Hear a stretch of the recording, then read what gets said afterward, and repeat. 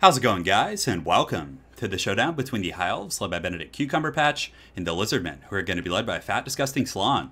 So guys, we're back at it again with a High Elf build that's going to be very heavily focused on artillery. In the back, you can see we do have 3 of these Eagle Claw bolt throwers, which are definitely pretty good against a Lizardman. Now, they're not really going to burn down the lizards like a cannon would. You can see the weapon strength is only 139, whereas I think the dwarf cannon is like, 300 or 400? But over the course of a very long, atrocious battle, these things are going to be very effective at taking out lizardman monsters, like, the Slan over there. And I think even on his toilet seat, let's go ahead and check. So if we look at him on his toilet, yeah, he is considered a large entity.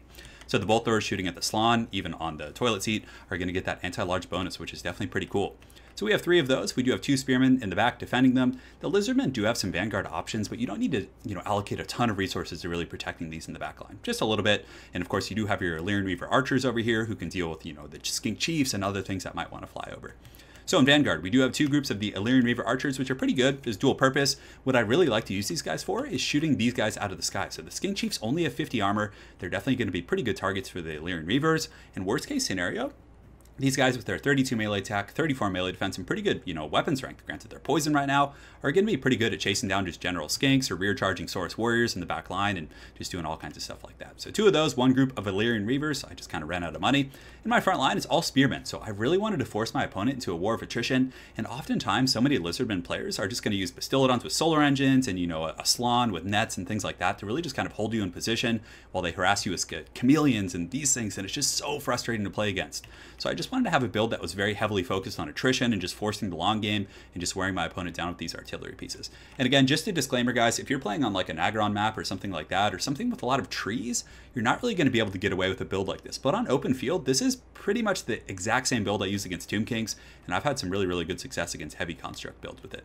So I do have a Benedict over here, or TECLIS, with Nets, Flock of Doom, and Regrowth. And what I do with him is I just kind of play the long game. I just wait very patiently. And when I can isolate a dinosaur by itself, I use Nets to lock it down. And then the Nobles with their anti-large and armor piercing just, get in there and do some work. So for my opponent's build, he does have 4 Chameleon Skinks. He does have 2 of the Bastillodons with solar engines. Front line of Saurus warriors, I think, with some Temple Guard in the back. Definitely very good against Dragon Princes. And he does have the Slan Mage Priest with high magic. So he has Tempest. And that's one of the reasons I don't like to bring a Star Dragon, is because oftentimes you just get Tempest spammed and the Skink Chiefs can just dart you into oblivion. You're not going to be able to catch much. So I definitely think this is kind of the direction I would go personally. But Saurus Warriors in the front line, he does have the Toad, double Bastillodons with the solar engines, and then the 2 Skink Chiefs. So that's pretty much it. So without further ado, guys, let's get this show on the road.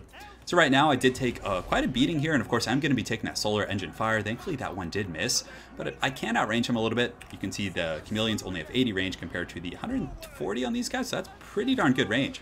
In the meantime, the bolt throwers are just going to start shooting in on this Bastillodon, and like I said, it's not going to be killing them, that quickly, but, I figure over the course of a long battle, it'll pay its dues. So you basically just get the spearmen here, and you just have them, chase the Chameleon Skinks. They have silver shields, and the Chameleons will eventually kill them, or either that or run out of ammo. So I do use a net of Amnitop right here, which is always going to be very useful against these guys. So the net still has about 10-15% of its duration, but I do get the Dragon Princes in who are just going to ride down these annoying lizards. So I should be able to do a ton of damage to this group. You can see the Dragon Princes, the Nobles, as well as some of these Spearmen should be able to catch them.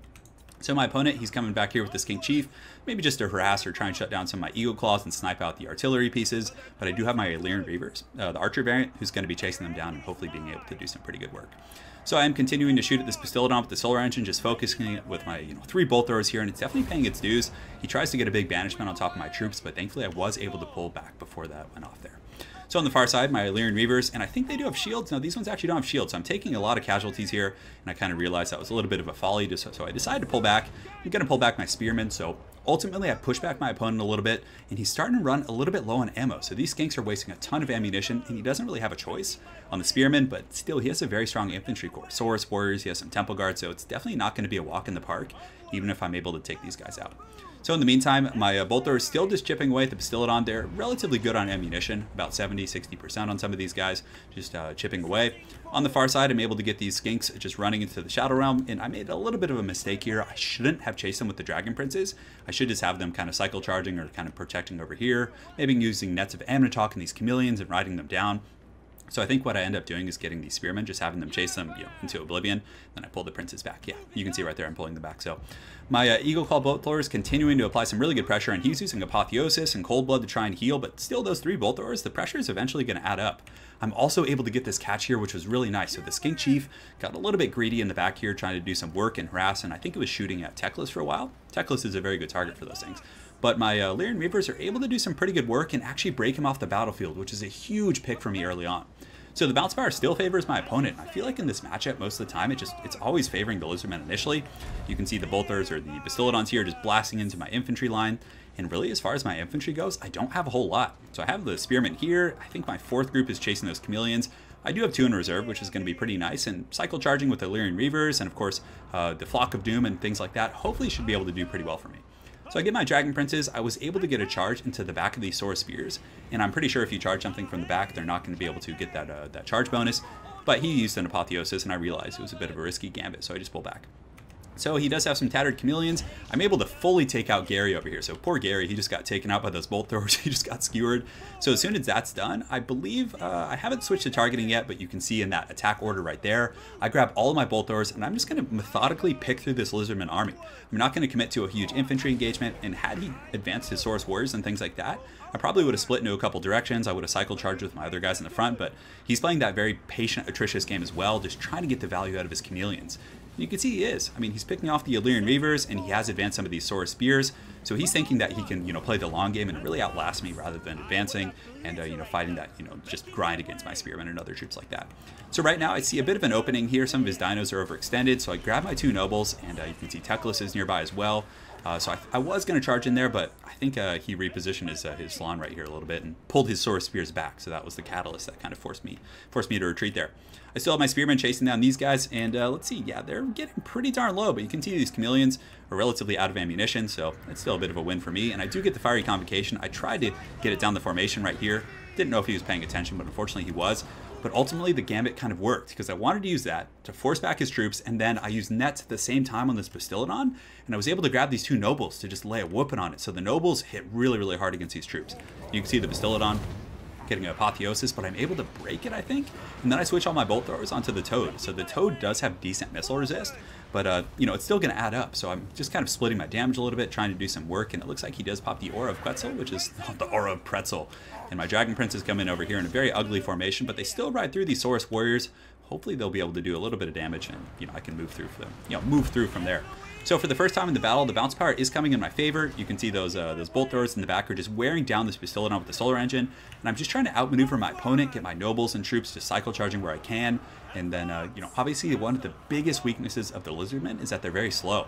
So I'm using my cav and things like that because I figured at this point, since it's getting a little bit closer, my opponent's going to want to advance. He's going to want to come after my artillery here, but the 2 Spearmen can hold forever. They have really good melee defense. If High Elves are good at anything, it's with holding with Spearmen and troops like that at a very low cost. So realizing I have this guy isolated in the back here, I grab my Dragon Princes and get regrowth on them. They still have a decent model count, so that heal is going to be very cost effective. So I do shatter that guy. So at this point, the balance is still pretty darn even. It looks like he's trying to get a banishment here on the back of my Spearmen and this blob here. So I just force path forward as hard as I can to avoid that. Thankfully, I'm able to. But finally, all that kind of maneuvering, I get the positioning I want. So his Toad gets out of position here. I'm able to get the double Nobles. It's a large entity. These guys are just going to spank this filthy Toad right here. You can see he pops Apotheosis, but there's too much damage coming in. The double Nobles getting the charge, so they're getting their charge bonus of 42. And the Bolt Thrower Fire, we're able to just take this guy down. So you can see upon the death of this Slann, it's pretty much, he's going to be in some trouble. And at that point, my opponent does bow out. And really, there wasn't a whole lot he could do from there. I had the Bolt Throwers, I had Cav, I had pretty much full health leadership, but he probably just didn't want to play the game out. But ultimately, I just wanted to show you guys that replay, that I think this is a really strong build against Lizardmen. And in that initial engagement, you want to advance your Spearmen. A lot of people always ask me, they're like, why don't you just sit by your artillery and defend it? Well, with High Elves, your front line isn't going to win. So what you want to do is push the advantage, or not advantage, but push the advance, get up in your opponent's face, so that if they do kill your infantry and are able to wear you down, it'll take them time. But if they're able to, they then have to waddle across the map to get to your artillery. And it's not going to be like, oh, I killed his infantry, 6 seconds later, I can get on top of his artillery. So you position very far back with the Bolt Throwers. You cycle charge with the Lyrian Reavers and some of these guys and Dragon Princes to keep them from advancing. And then you just play that long game and try and isolate with the Nobles and TECLIS and all that kind of stuff. And I found it to be a very, very effective build. So hopefully you guys enjoyed that one. So well played to my opponent. I'm not sure what his name is. It's probably in foreign characters or something. I would assume it's, I've seen that happen before in other games. So it's probably the same thing here. So well played. I'll look forward to running into you again, even though I have no idea who you are. But yeah, hopefully you guys like that build. Let me know your thoughts in the comment section below. And also for any of you guys who may have missed the other replay I put up a couple days ago, this is kind of the build I use against Tomb Kings with slight variations, but I found it to be very, very successful on open field maps. So thanks again for watching, guys. Hopefully you guys enjoyed and have an excellent night, and take care.